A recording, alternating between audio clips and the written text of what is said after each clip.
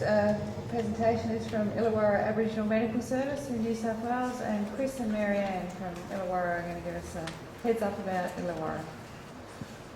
Good morning, everybody. First and foremost, I'd like to pay our respects to the land, the traditional owners of the land we stand upon today, the Garden people. And I'd like to introduce you to our practice nurse, Marianne QAAMS.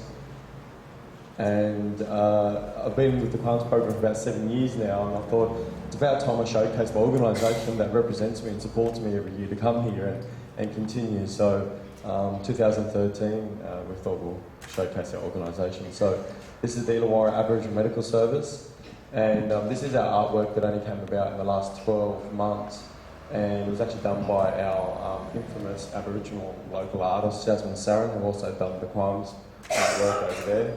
You can probably see some similarities in the graphic design because obviously that's her trade and that's how she sort of sequenced. And pretty much what we represent, because we're on the coast, so anyone who knows Sydney, we're an hour and 10 minutes south of Sydney, right on the coast there. And so we have the water obviously representing the ocean, and the fish representing the main source of food for the Aboriginal local people there, with the Dharawal people. And then we have the two mountains up the top there. We have Mount Kira and Mount Kembla, so this is Women's Business Mountain and that's Men's Business Mountain. And then we also have the line of the sand. The plant on the other side there represents growth and expansion, and over here we have the hands, which represents reconciliation with non-Aboriginal services and people. And then we've got our own community people there who look like ghosts out of Sixth Sense. But anyway, it's awesome. And then we have our infamous Illawara flame tree, which is the only tree that grows in the Illawara, and it's our flame tree. And we don't have our organisation logo on us, but we have the Aboriginal flag with the flame tree in the Father Sun area, so that's significant to us also. Oh, sorry, there it is up there. There it is up there. So, and you know, it's really interesting because I don't know, for those who know, you can't actually copyright the Aboriginal flag. And I tried to get intellectual property protection on that, and I went through a nightmare time with solicitors and all sorts of things. So we still don't have copyright over that because we can't, because it's the Aboriginal flag. And I actually have to write a letter to the man who designed it himself, who I'm not really willing to do.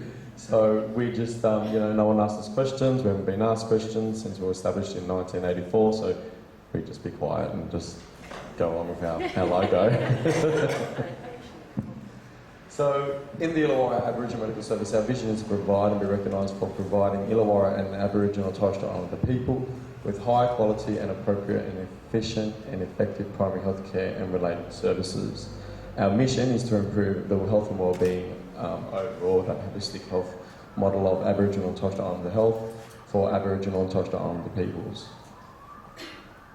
So just with a brief history, in 1983 we were originally, I don't know for those who are aware of Illawara, but Kumidiji is our Aboriginal mission or our Aboriginal reserve, however you want to refer to it.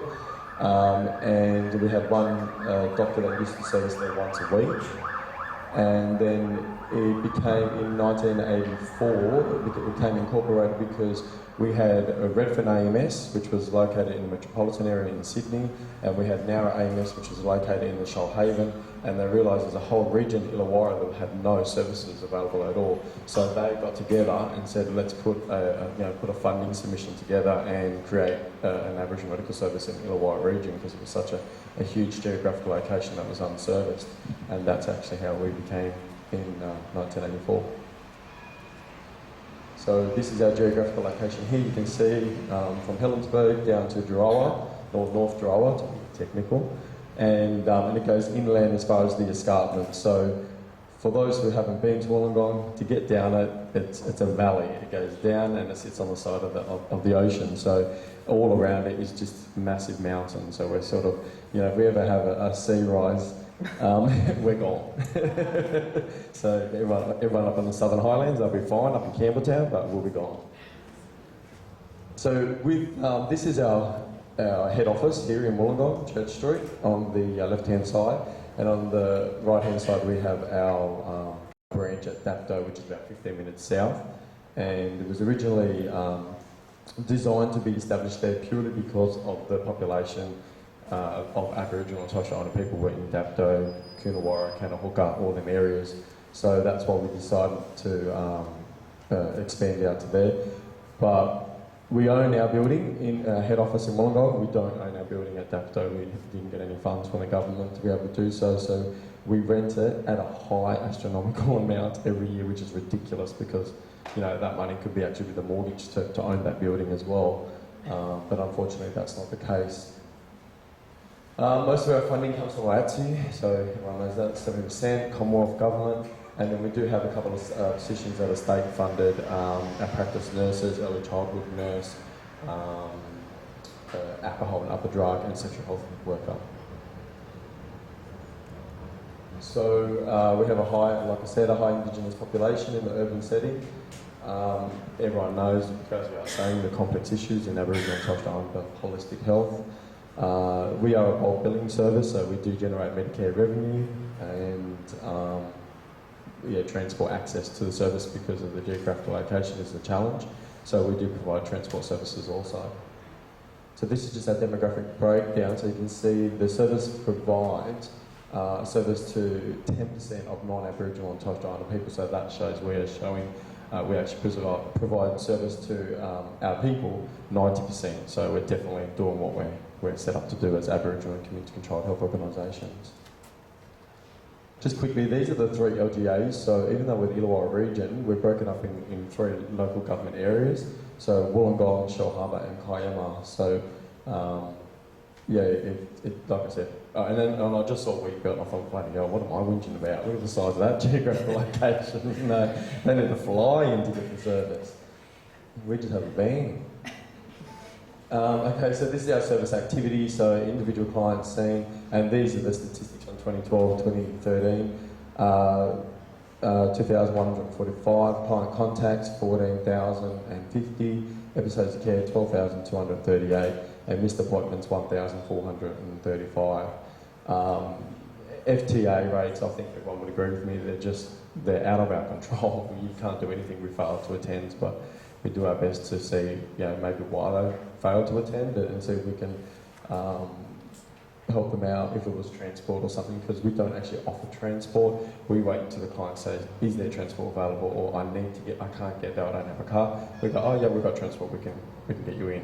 But we don't offer it because then everyone will take it, and then the transport officers get out there and they see beautiful latest VV Holdens registered sitting on the lawn, and they jump in the transport. It's not fair because someone else doesn't have a vehicle and they can't get on that seat now. So it's about seats, bums on seats, I suppose, which is always how we do our funding through the government. So this is our disease prevalence. So we've done a analysis right over a medical database. And you can see, obviously, go without saying, 1 in 2 people in Aboriginal and Torres Strait Islander population will suffer from mental health or illness or disorder. So it's evident there, and ours is depression, anxiety, bipolar, and schizophrenia. It's interesting, not so much sad, that we don't get no more funding for mental health in Aboriginal medical services, or I don't feel we're getting them, because the funding's actually going over to our Medicare locals. So now we're developing referral pathways and working strategically with our Medicare locals so that we can access mental health funding such as ATAPS, which is improving accessibility to Aboriginal and Torres Strait Islander mental health services. So I think that it's really important that services do have a good relationship, or start building a good relationship with your Medicare locals, because I think they are going to become our next funding body before our ATSI and state. Diabetes type 1 and 2, I think we have about 6. We've got about 6 type 1s, we don't have a lot, but the rest are type 2s. Our diagnosis of type 2s are getting younger and younger and younger, which is really frightening. And respiratory, COPD, asthma. Then we go down to heart failure, stroke, cholesterol, osteo, and then renal. So our renal's not that high, however, we are still trying to do a data cleanse because we're concerned that there's just some data not being entered in the correct fields in the medical database, and that's why we're not pulling the stats out. So we're still in the work in progress there. So what does the AMS do? Like any AMS does pretty much, I suppose. Marianne, would you like to take Right. on? So generally we're doing health assessments and we really try and focus on that initial screening. We're all kind of geared to get the health assessments happening. We've just employed, I think it was funding for 40 weeks. We have somebody who's come in now to look at the GP management plans and to prepare those prior to their appointments, because it's quite a intense process to get those prepared. So now we've got that ready waiting when they see the GP. So hopefully we'll have a lot more GP management plans, which just allows the access for other services and legitimises that, which follows on to team care arrangements. Like Chris was saying, mental health treatment plans, and also we're really focusing now on the cycle of care, just picking it up, bringing people in, just trying to get, instead of being more ad hoc on the day, trying to fit these things in, just to be planned with it. Asthma, we've really kind of picked up our asthma. It seems to be more prevalence now, and we're just seeing it with the younger population and just trying to get early intervention. And then the rest is just normal day to day. And we really do try and have a focus on the children's health checks and run health check days. And the children then have access to hearing assessments. They just go through a whole screening, checking their immunisations, so it's really proactive. If they need referrals to the paediatricians after that, and we've really our children, our immunisation rates are very good, and children early diagnosis now with autism spectrum, and we're getting access across to early intervention to see the paediatricians. So we with the preventative measure of care, which is getting to the kids early, and I think there was an earlier slide from one of the other presenters about that prevention, intervention, early detection. We do the Kids Healthy Check, which is a government initiative for 3 and 5 year olds, and it was originally 4 years of age, but it's now 3 to 5 because they've actually realised that they can do a mental health screening on a 3-year-old child. So yeah, it's quite interesting. With all the mental health funding going to places that it's not really needed, but we've got to develop referral pathways so we can utilise them funds and them services because we need them. So yeah, just quickly, if you can just go back one slide, we can't forget the QAAMS program, obviously down there. We have we have 2 advantages, so we have one at our Dapto site and one at our Wollongong site, and it's a joint collaborative effort that the practice nurses and I even do the quality control at one of the sites. And our principal practice nurse, who was here last year, Sue McPaul, she does the quality control at Dapto, and then the Aboriginal health workers do the QAs at either site. So we've actually sort of stipulated who does a QC, who does a QA, so there's no crossover. There's no, oh, I didn't do it, you didn't do it. It's your responsibility. You need to do this. So it's important to make sure you've got systems in place as well to make the QAAMS testings work, because without the QAAMS testing done, we should not be testing clients, because we don't know what sort of results we're giving them and what information we could be misleading with. So this is our community services team. I thought our organisation chart was in here, but I don't know if it is. So we're pretty much made up of the board of directors, obviously, they're the overarching of all Aboriginal community-controlled health organisations. Then we have a CEO, and then we have a finance, HR manager, a quality manager, health services team manager, which is myself, dental services team manager, community services team manager, and administration operations manager.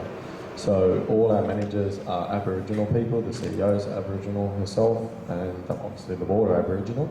But we do have a lot of non-Aboriginal staff there as well, but honestly, they accommodate and cater for the community so well that they would, do backflips for the community and have done for a number of years. So within the community services team, we have a crisis worker, family support worker. So any family that has one child that's 0 to 5 years of age, they can engage into with that child. However, if that family is engaged with the Department of Community Services, we have to pull out because the funding limits us there. We had to bring them home counsellor, so for those who have BTH counsellors, which is to address a community that affected by the stolen generation or forcible removal of children. We also have the alcohol and other drug workers and the sexual health worker. We also have a dental service, it's good to have a dental service because it's actually sort of known across, especially New South Wales, that an Aboriginal medical service that has a dental services is doing okay. So, you know, that sort of is a bit of a credit to the organisation, I suppose.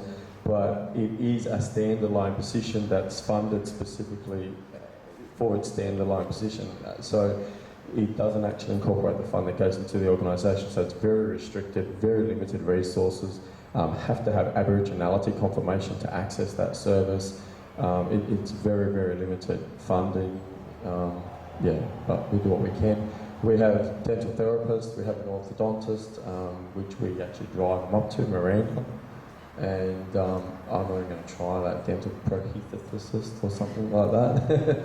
And we also have our 2 dental assistants, and we do that with traineeship with TAFE. So they come in for 12 months and they learn skills and obtain skills and become professional people, and then they move on, and then we bring another 2 from the community to come and do the same thing. So the Illawara Aboriginal Medical Service is very much an educational platform for many people, and many of our staff, there's about 7 of us, have moved on to the Aboriginal Health and Medical Research Council in Sydney. So they're actually all state leaders now, or state coordinators in their fields.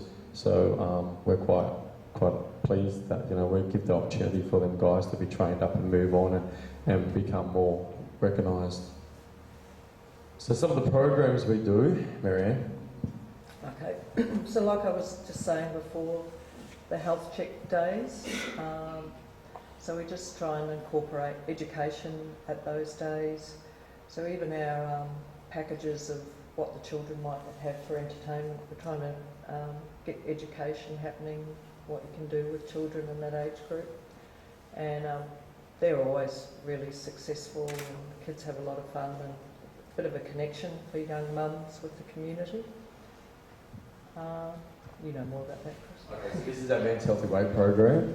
There was a funding that came around, I think it was 2009, and it was through the government, and services had an opportunity to put tender in for it, and we were lucky enough to secure one. So we started the I Am Fat program, which is the Illawara Aboriginal Men's Physical Health and Training program. So it is an acronym, it does mean something. But we sort of thought that was sort of ironic, you know, sort of contradicts like I am fat, but it's fat as in PHT, which is awesome. So that's sort of how we come up with the program. But the program consisted of a number of activities. You can see Tai Chi there, cooking classes with the Heart Foundation New South Wales. But we just pretty much started, you know, some of these guys were just getting off the lounge for the first time. So we just started with the Heart Foundation New South Wales, a walking group. And that's how we started. We were just walking. And then they said, oh, come on, this is boring, let's do something else. So we said, okay, well, do you want to do other things? So yeah, that's how we started Tai Chi, and I think they did some yoga and then cooking classes, and then we do a Christmas challenge at the end. Who can lose the most weight within a specific timeline? And then I get like a $100 voucher to Rebel Sports to get a brand new pair of joggers or something like that. So yeah, it's pretty cool. And we take them for a Christmas lunch at the local RSL. We hold PAP and PAP days, and the focus there is to get people who are well overdue for screening, and we provide massage and gift vouchers, and just to try and get people in, and it's an opportunity just for the women just to relax and connect, and that's always quite popular considering the outcome there. We also have the Life Skills program, which is run under the Community Services team. So it's just helping people with, you know, cultural identity, finances, budgeting, just some basic skills. It was open to men and women. However, none of the men showed up. So it's now become almost a women's reference group. but it's a good service, and it helps people. You can see their relaxation techniques, anger management, health education. So it's a good way for the service to engage community. We are an accredited organisation, and for those who do know, most Aboriginal medical services have to be accredited 3 times. We're accredited through the RACGP, which we go through ACPAL accreditation. We're also accredited through QIC, which is Quality Improvement Council, and we've just undergone our risk assessment with the OATSI risk assessment tool, and we come out as a moderate, and seriously would have been a low risk, but the only reason why we're moderate is because a couple of finance things which were just pretty much silly, but that's how the scale works, and we couldn't tick the box, so we're a moderate risk in the OATSI risk assessment. But I'm proud to say that our accreditation this year was 100%, and we hit the gold standard, which is the 4th edition. It's the highest you can get in Australia. And we were at 99. The surveyor said to me, I said, what is it? And she said, your message bank should be saying that if people couldn't get in contact with anyone in the organisation, you need to ring the hospital, ring 000, or the Wollongong radio doctors, which was that after hours care, because after hours is a big thing, and you'll start being hit with that with Medicare locals. I said, you serious? I jumped in the car, I drove over, I changed it before she left, and she's right, 100%. So yeah, I couldn't let our quality manager get 99 when she worked so damn hard on it. And myself and the practice nurse and Jodie, the quality manager, we weekends while at work just going through policies, procedures, protocols, legislations. It's grueling, it really is, and it makes me wonder, why does a Medicare local have to do this, and they're getting Aboriginal funding too? However, I heard that in 2014 they have to.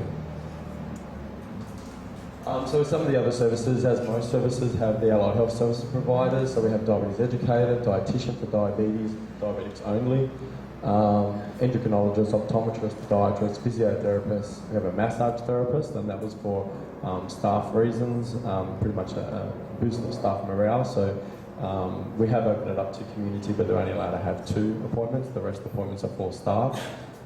Mental health nurse, psychologist, psychiatrist, audiologist, orthodontist, midwife, and the liver clinic team with Port Kembla Hospital.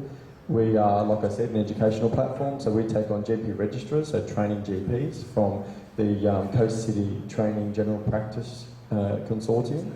And we also take Phase 1 and Phase 3 medical students from the University of Wollongong, student nurses. We've had to stop taking student nurses just purely because of lack of staffing, I suppose, resources to be able to accommodate, to support them. We normally take them from Charles Sturt University, and we take Aboriginal health worker placements through TAFE as well. So we think it's a good opportunity to just, there's an apprenticeship out there, and there's wage subsidies to just, get someone off the street and give them an education and a qualification under their belt, and let them choose what they want to do with it after 12 months. So we obviously have partnerships and stakeholders, so with the Illawara Shoalhaven Local Health District, with the Illawara Shoalhaven Medicare Local. Illawara and Shoalhaven had to come together, 2 regions had to amalgamate to actually become, or to get any more favourable for funding anymore, so that's why you see Illawara Shoalhaven.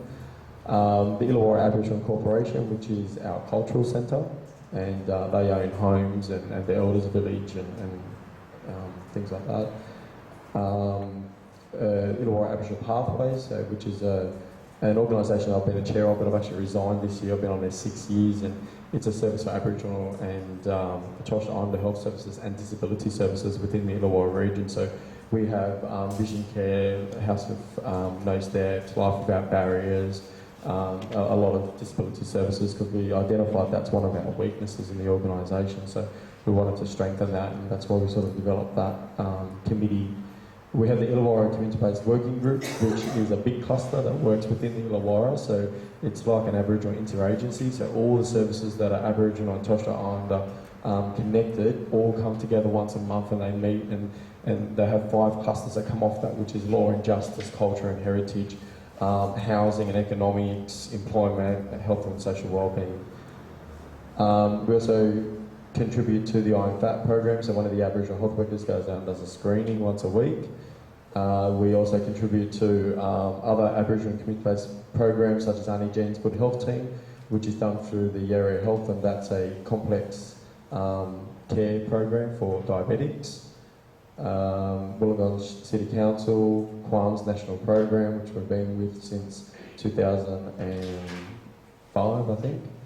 Aboriginal Health Medical Research Council, which is our peak body for New South Wales, and we also encourage our staff to go to the Aboriginal Health College, which is under the AHMRC, and that's where they learn to become Aboriginal Health Workers, Certificate 3, Certificate 4, Diploma, Advanced Diploma, Practice Managers. I did my Cert 4 Frontline Management there, Sexual Health, and now they're also trying to incorporate the new curriculum for Aboriginal Health Workers Cert 4 to become Aboriginal Health Practitioners.